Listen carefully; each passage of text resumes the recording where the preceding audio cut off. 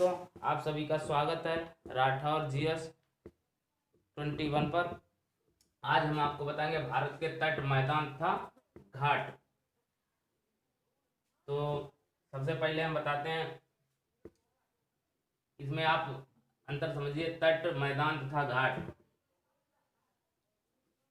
तट ये सबसे किनारे का क्षेत्र होता है। तट जो पहाड़ों और इस समुद्र से और स्थल से जुड़ा रहता है उसे तट कहते हैं। और तट और पहाड़ों के बीच की जो बीच का भाग होता है उसे मैदान कहते हैं। और उसके ऊपर जो पहाड़ी इलाका होता है उसे घाट कहते हैं।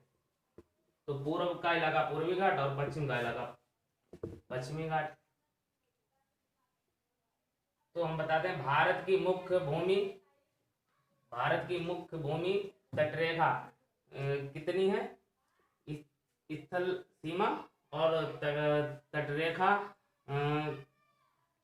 तटरेखा सीमा कितनी होगी।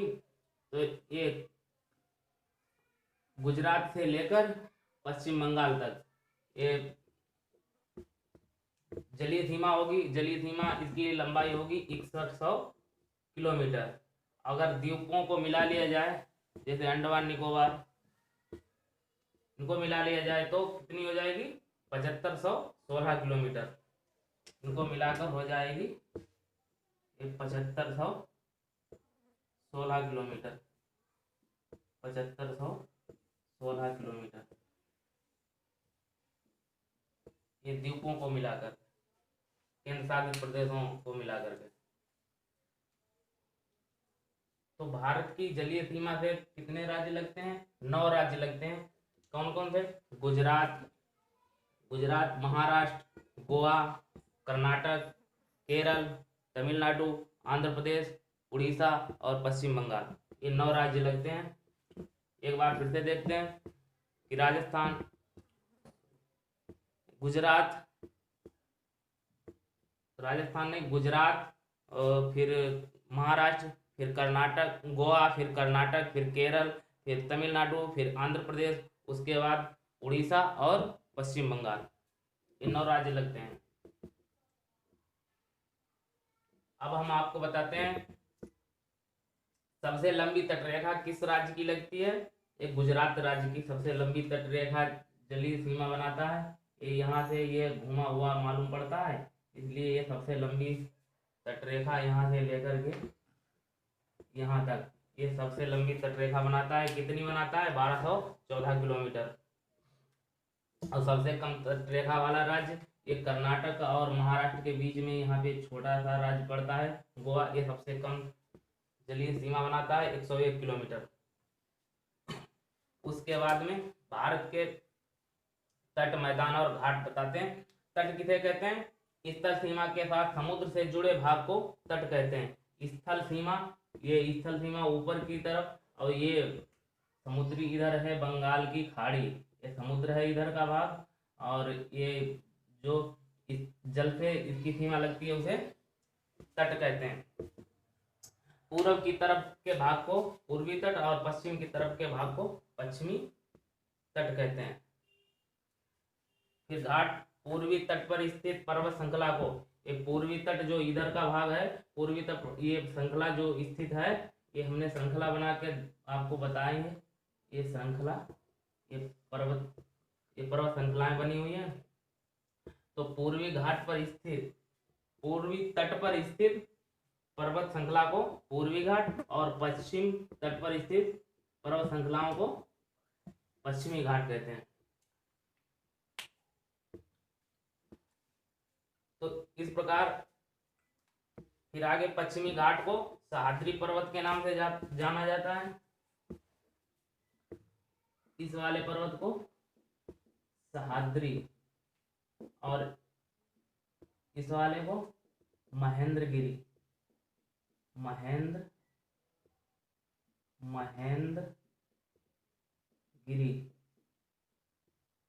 महेंद्रगिरी पर्वत के नाम से जाना जाता है। इसे सह्याद्री पश्चिमी घाट के पर्वत, पश्चिमी घाट को सह्याद्री पर्वत और पूर्वी घाट को महेंद्रगिरी पर्वत के नाम से जानते हैं। अब उसके बाद बात करते हैं, ये जो ये सह्याद्री पर्वत और ये महेंद्रगिरी पर्वत, ये पठार के समान ही होते हैं, ढाल इनमें ये ढालनुमा होते हैं। अब इसके बाद बात करते हैं हम मैदान। मैदान क्या है? पूर्वी घाट और पश्चिमी घाट के तटरेखा के बीच, ये पूर्वी घाट और पश्चिमी घाट, पूर्वी घाट और पश्चिमी घाट, ये पूर्वी घाट से पूर्वी तटरेखा के बीच, इस लाइन के बीच वाले ये जो लाइन है, भारत की जो बाउंड्री लाइन है जल सीमा से, और ये पूर्वी घाट जो पहाड़ हैं, इनके बीच 10 किलोमीटर से लेकर 30 किलोमीटर के संकीर्ण मैदान को, 10 किलोमीटर से लेकर इस वाले भाग को हम थोड़ा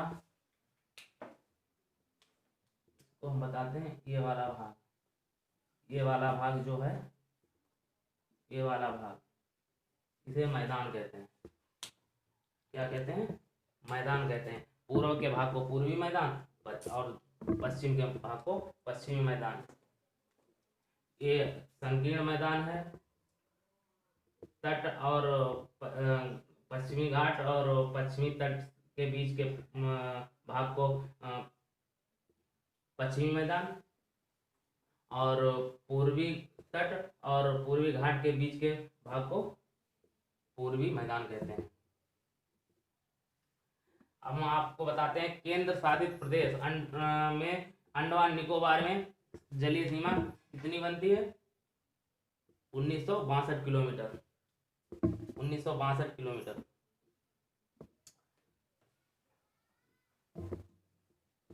अब हम आपको बताते हैं तट, कुछ ये किनारे जो तट हैं इनके नाम दिए गए हैं, ये अक्सर परीक्षा में पूछे जाते हैं। तो ये गुजरात से लेकर के ये दमन तक के भाग को काठियावाड़ तक, और फिर दमन से लेकर ये गोवा तक के भाग को, ये हमने बनाई है लाइन, यहाँ से यहाँ तक के भाग को कोंकण तट, और गोवा से लेकर कर्नाटक तक ये केनरा तट, ये वाला भाग केनरा तट के नाम से। और उसके बाद केनरा से लेकर तमिलनाडु तक, ये तमिलनाडु कन्याकुमारी, तमिलनाडु में कन्याकुमारी जो पड़ता है, तमिलनाडु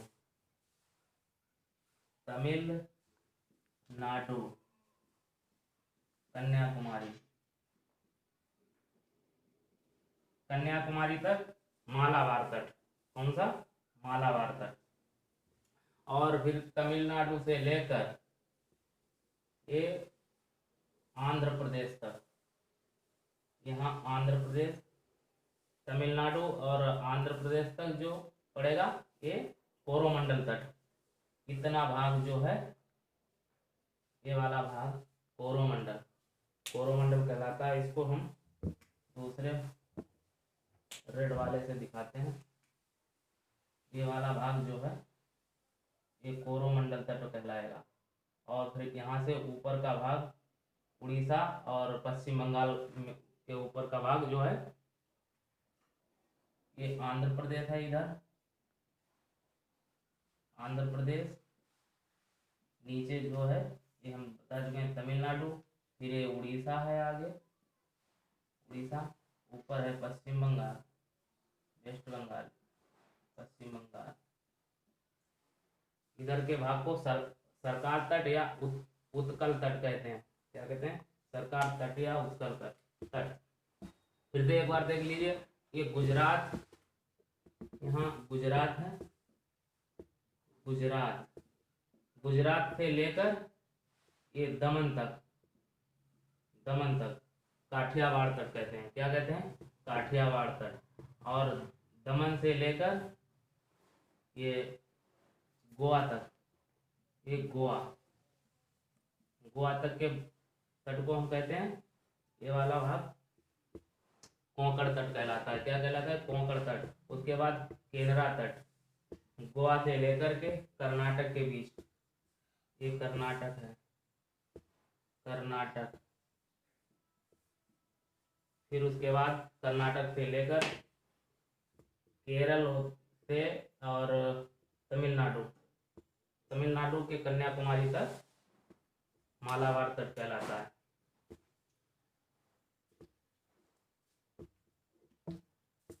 उम्मीद करता हूँ आप लोगों को ये अच्छे से समझ में आया होगा, तट, मैदान और घाट क्या होते हैं। इस प्रकार अगर आपको मेरा वीडियो पसंद आए तो हमारे वीडियो को लाइक करें, चैनल को सब्सक्राइब करें और बेल आइकन दबाना ना भूलें। जय हिंद, जय भारत।